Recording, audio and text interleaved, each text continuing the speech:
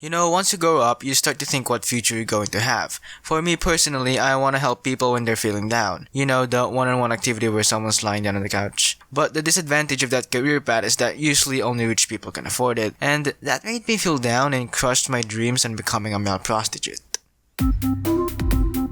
I've had some different conversation with different people with different ambitions, and I would always try to ask them if they can survive their respective environment. For examples, for doctors, I ask them if they can survive the night, architects, can they handle their client, or for software engineers, can they use Google. But I had this conversation with a girl who said she wanted to be a streamer. I then recommended her the best brand for webcams, and when she told me she wasn't going to use a camera, I then directed her to the Homeless Foundation.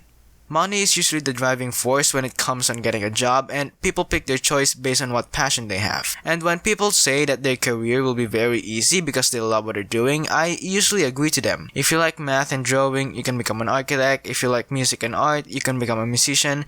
Do you enjoy cooking for others? Culinary. You like making videos? You can become a film producer. Or you like to draw and have many people appreciate your style? You can become a hentai artist and double the amount of money earned by the previous jobs I mentioned combined. But doing what you love doesn't mean you'll always be having fun. Sometimes, roadblocks and disaster can appear out of nowhere. Just ask today's doctors. Not everyone's perfect, and that can result in someone's death. But when I mention about struggle, the first thing that comes up to people's mind is the struggle of getting better. For example, take a job that involves fighting. You have to always train your muscles, have a strict schedule, know how to use a firearm, and you absolutely have to know the best tactics when coming into war.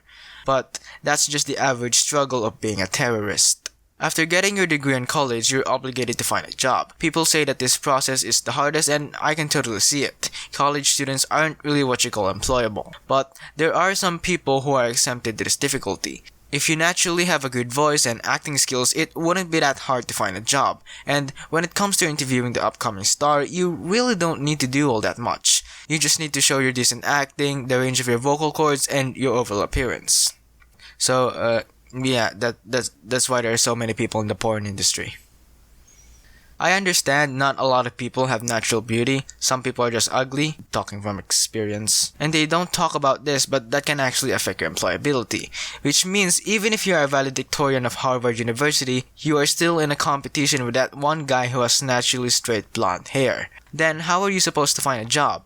In this case, you just have no other options and rely everything to luck. I don't know, school didn't really teach any of this stuff.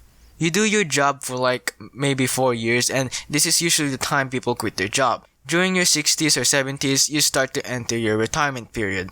In this stage, you can just sit back, relax, and enjoy the remaining life you have.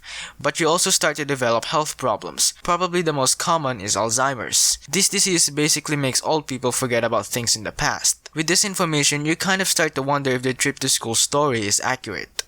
I don't know, Grandpa. I don't think slavery worked like that.